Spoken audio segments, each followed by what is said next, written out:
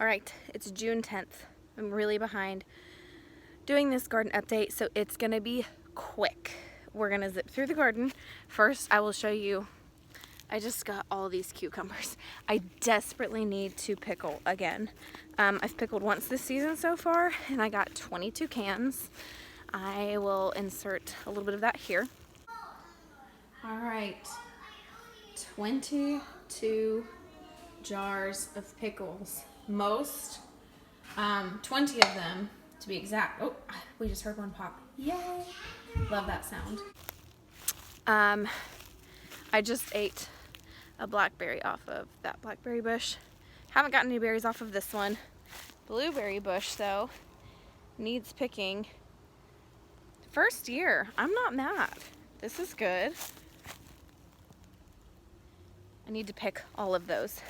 I just harvested some cucumbers off of this like trellis line. It's doing okay for the tomatoes, but we've kind of maxed out the height at this point.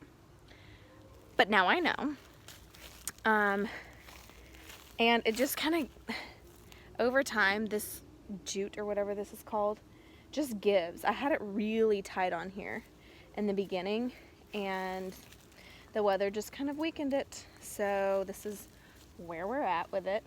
And I mean, it's growing and I can lean it up against here, so it's not all bad, but it's what I got. This guy's huge, but we already knew that would happen. It's a super sweet 100. All right, cucumbers doing very well. I have a couple different varieties over here. Can't tell you what they are. I could look at the seed packets and tell you what I planted. Couldn't tell you exactly what's what.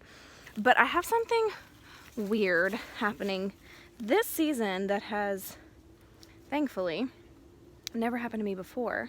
And it's mostly happening on this first trellis, and I can't even say that it's the variety's fault because I'll get good cucumbers off of it. Like, for example, here's one that's not quite big enough and ready to pick, but then look at all of these. They just kind of turn orange and ball out and stay this way. But these are all the same kind of cucumbers, so I don't know. But I'm very pleased. I mean, I've got them growing over here. Nasturtiums have come up. This is my loofah, which I've got to the top of my fence line now. And then I didn't plant this, but it's blooming, and it's nice to see it. But over here we've got passion flowers, and then I probably won't be able to, no, I've got one right here. Oh, I've got several right here. Passion fruit. Now, I have never eaten passion fruit, like, just in my life before gardening. And I was reading about it, and people were like, oh, it can kill you. And I'm like, I don't know how much I want to chance this then. So I'm going to have to look more into that. But this is more loofah. I love how this really gained some length and climbed. Watermelon is growing, not doing super fantastic, but we can see here there's some like little bloom buds, and I am trying to keep it going downhill. Obviously, I never got this hillside weeded and straightened out. It's just where I'm at. Things are still growing. I'm happy with it, and we're gonna have to remulch this, so I'm just calling it good for now. Random cabbage just popped up. I'm like, okay, that's a weird, oh, here's another one. You see that right there? More loofah. Gladiolas. I've had, oh, there's more volunteer tomato plants. What am I gonna do with all of you? Well, I'm gonna eat you. The beans doing well. Not as like abundant as I thought. Like, I've just got like that one little stringy pole. Last year when I did this, didn't do these varieties. These are heirloom, so maybe they're not as high of producers. But like these cages were like totally bushed out. You really didn't even see cage, you just saw beans. But these are fun.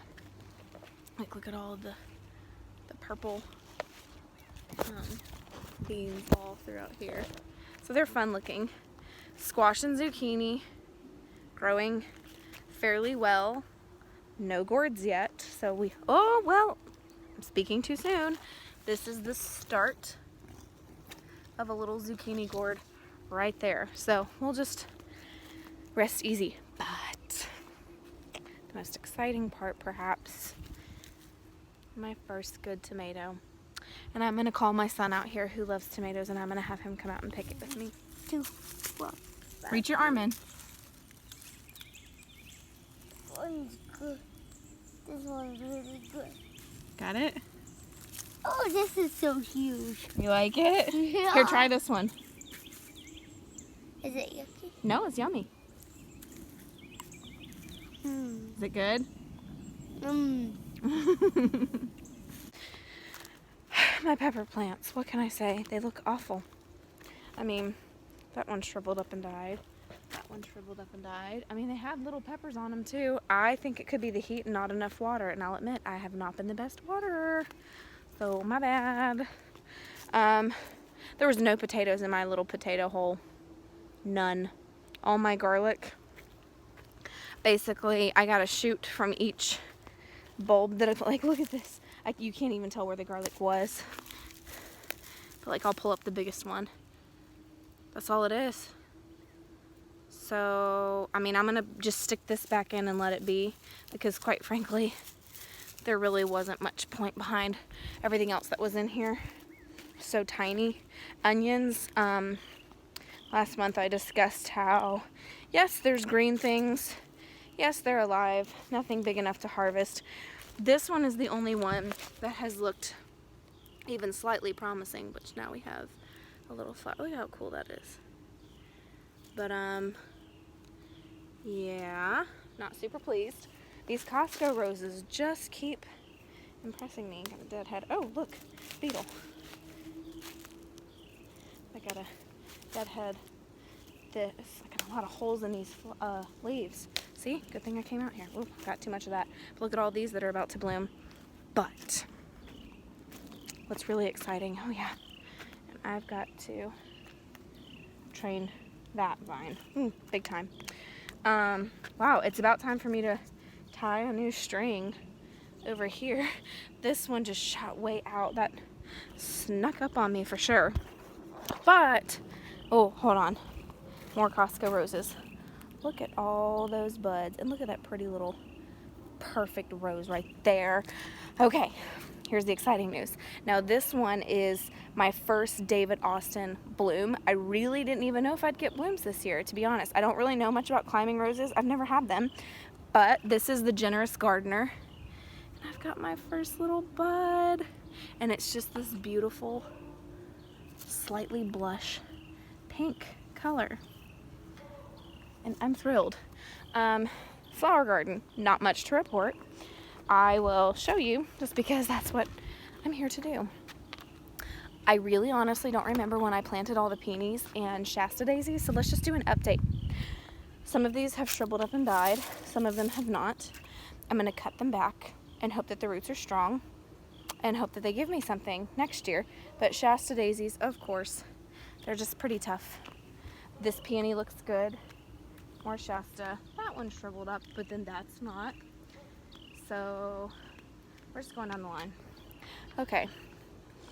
I had a gladiola bloom in my front yard right before the 4th of July, and it was red. So of course I cut it, and I stuck some white Shasta daisies and some blue hydrangeas that I had with it. My basil's looking beautiful. I mean, it's not much, but it's healthy. And that makes me happy. Can you even see that? I don't even know if you can see that. I'm getting lazy. I cut all my mint back. It was just so stringy. This was like all the dead mint, but I cut all my mint back. And I needed to. And now it's looking so much better. Like it was like this. Everything looked like this. Like a big, strong stalk. And then just a little bit of mint on the top. I'm going to have to transplant this rosemary. I mean, it smells fantastic, but it's just going to have to be transplanted for next year. I've got some nasturtium over here, which seems pretty happy. I really don't even touch this herb pyramid, but I wanted to show this gladiola. Look at how darling that is. It smells like lightly sweet. I'm happy with it. So, update. And this is where, oh yay! See, I'm about to have some more blooms. This is where I'm going to insert some more clips. My bees ran away. They were gone. Harvested honey. Here's some of that.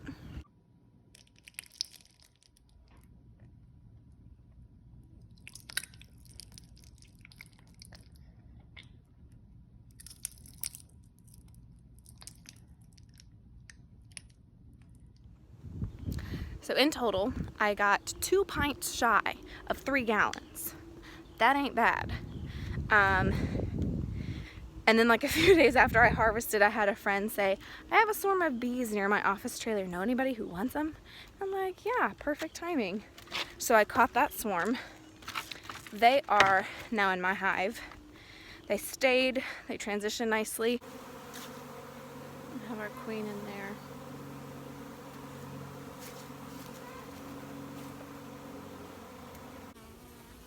They stayed.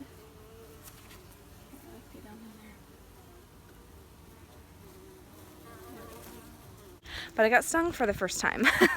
I wasn't wearing a suit at all, wasn't wearing a veil or anything, which doesn't bother me and I don't mind, except I had my hair down and that was the fatal flaw. I had to be flying my hair and then like I heard it going all the way up the side of my head and out loud I was going, I'm gonna get stung, I'm gonna get stung. And I did, I got stung on the side of my head in my scalp. And basically days later I started to develop some like random bumps on my head and I figured it was probably the bee sting, but like I just had more bumps popping up and I was like, let's just get checked out. And they're like, yeah, you're having an allergic reaction to the bee sting. They did some blood work just to make sure, which is why I went, was just to make sure.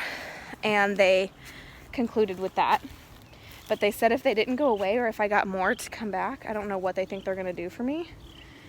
They're not going away and I don't want to go back. I just don't want to deal with it. So that's probably not wise of me, but yeah. So I think the solution is just to get stung again and build up my resistance or whatever you want to call to it. So anyways, have a new swarm. They're gonna make some more honey for us. I'm happy about it. And that's where I'm gonna leave it for this month. So there's July. See you in August.